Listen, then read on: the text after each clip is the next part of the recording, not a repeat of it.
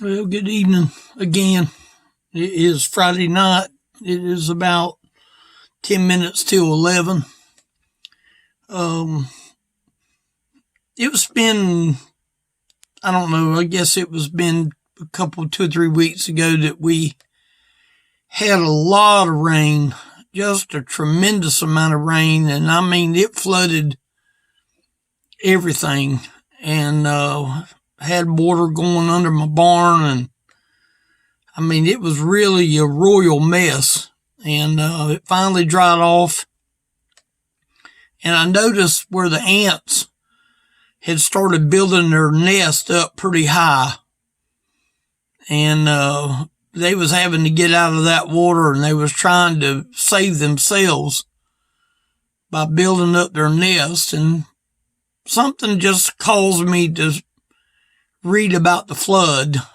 And me and my wife, we do Bible study every night, and we got to chapter 9 tonight. And there was some things that I was reading in chapter 9 that I really thought was somewhat amazing. And I got down to the part about the rainbow, and I wrote down the meaning of a rainbow. I wanted to write it down because I felt like that maybe there might be somebody out there that might not know. And I'm certainly no scholar, so what I did is I typed it in Google, and it brought me a definition, so I decided I would write it down. The question was, what is a rainbow? Well, here's what Google had to say. A rainbow is caused by sunlight and atmospheric conditions. Light enters a water droplet, slowing down and bending as it goes from air to denser water. The light reflects off the inside of the droplet, separating into its component or wavelengths or colors. Now, I realize that, this study tonight might not be really all that difficult, but then there were some things that I saw that I just thought, I think that maybe there might be somebody that might not know. And there's one part of this that I'm going to talk about tonight that I think is going to be somewhat interesting. After the flood, God promised himself he would never use water again to destroy the earth. He felt it necessary to make the promise to himself. He made it to himself, and he made it to Noah and the people of that day. And the good part, it's still in effect today, because when I read verse 12, and God said, this is the token of the covenant, or the promise of the covenant which I make between me and you and every living creature that is with you for perpetual generations. When I saw that word perpetual, I looked it up. I knew what it meant. It means forever with no changes. That's what the word perpetual means. So see, we still get the benefit of verse 12, but then in verse 13 it says, I do set my bow in the cloud, and it shall be for a token of a covenant between me and earth. Well, let me say this. God owns his rainbow. Now, am I going to doubt anything that I read on Google about the definition of where the rainbow comes from? No, I'm not going to doubt that. But I'm going to also not doubt the author of who created the rainbow. God owns his rainbow. It's his. If you notice in verse 13, I do set my bow in the cloud. I set my bow in the cloud. Now, a lot of people is not going to really be too awful concerned about that. But here's the thing. In verse 14, he allows man to view it. It shall come to pass when I bring a cloud over the earth that the bow shall be seen in the cloud. He allows man to view it. Now, you know, we all have breath to breathe. We have eyes to see. We have ears that hears. We have our senses. We have everything about us. We have our smell. We have our touch. We have everything. The five senses. But he allows man to view it. You know what is so awesome and so incredible is when I see a rainbow and I see both ends of the rainbow. I'm looking at both ends of the rainbow. And not only that, but what is even more incredible is when you see two rainbows. One on top of the other one. That's incredible to me. And when I read this verse right here, he allows man to view it. To me, it's sort of like when I see a double rainbow. To me, it almost reminds me of God yelling at man. Not only does he send one rainbow, he sends two rainbows to get man's attention and to wake man up. He allows man to view it. In verse 15, and I will remember my covenant, which is between me and you and every living creature of all flesh, and the water shall no more become a flood to destroy all flesh. He's reminding himself.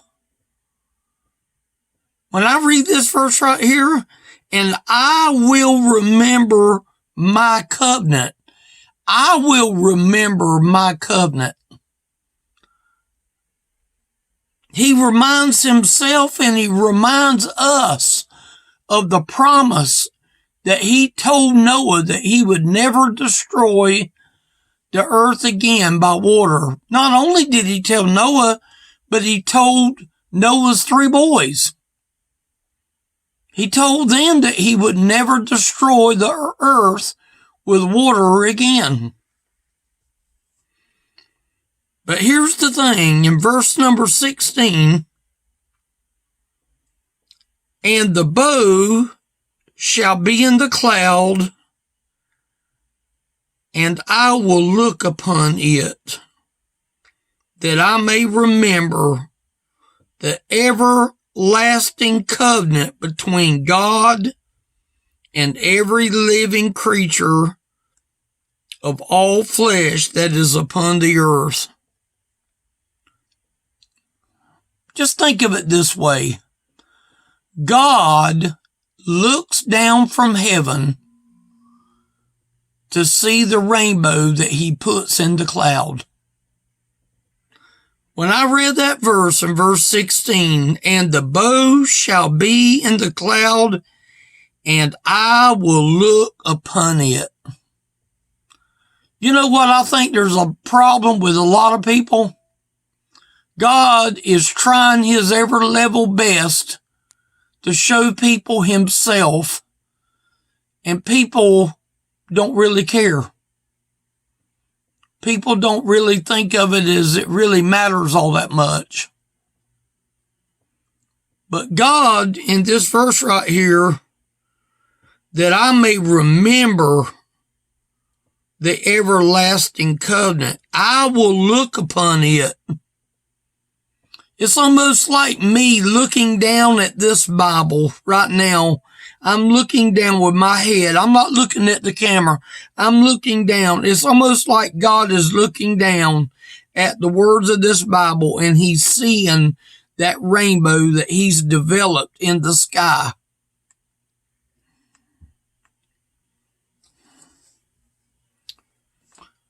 Does he see who's saved? Do you think God sees who's saved? Do you think God knows who is born again? From heaven, from the perch of heaven, do you think God is able to look down and see the people that are saved? I think he can. But here's the sad part. Does he know who's lost? Does he know who's lost? Is he looking down? And you know, there's been many a time living where I live, I have to look toward the east to be able to see 90% of the rainbows. I have to look toward the ocean to be able to see the rainbows, at least here in my area. And you know, it never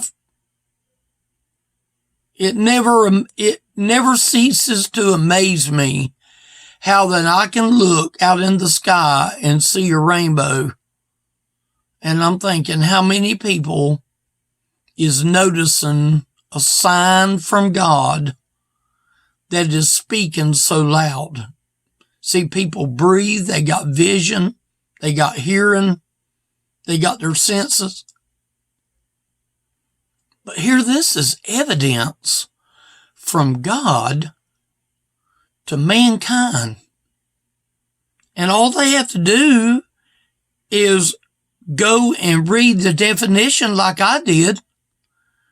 But you know what? If they only read that definition of Google, they're not going to see that God had anything to do with it unless they go over to Genesis chapter 9 and verse number 12 down to verse 16. They're not going to know about the bow. They're not going to know that God created the bow. They're not going to know that God is looking down at the bow. The only way they're going to know is somebody tells them. Does he see who's saved? Yes, he knows who his child is. Does he know who's lost? And I believe he does. And I believe that he is waiting for people to see more rainbows and more evidence that Jesus is real, that God is real. But yet, I had to read Genesis chapter 9 to be able to find the story of this unique item that is in the sky. Think of all the people that views a rainbow and they see the rainbow, but they never think about the one who created the rainbow. If God can see the saved, he can also see the ones that are lost.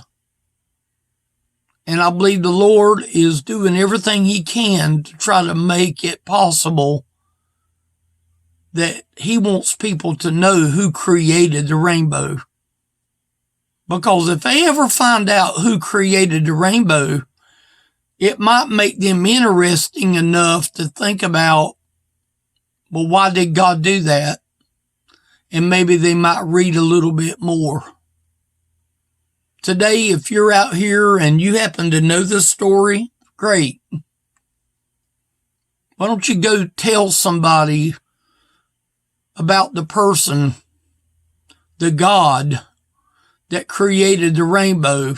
How about going and telling someone who knows who the saved is?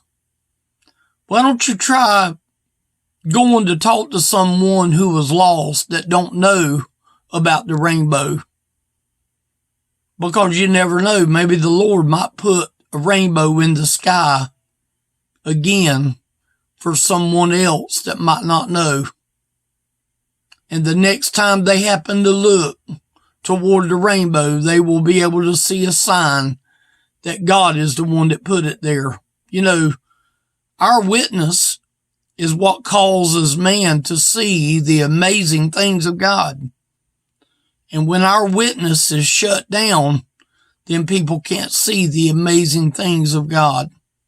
I hope this blesses you. If I can help, elderlyministry.com, give me a shout. I'll be glad to help you.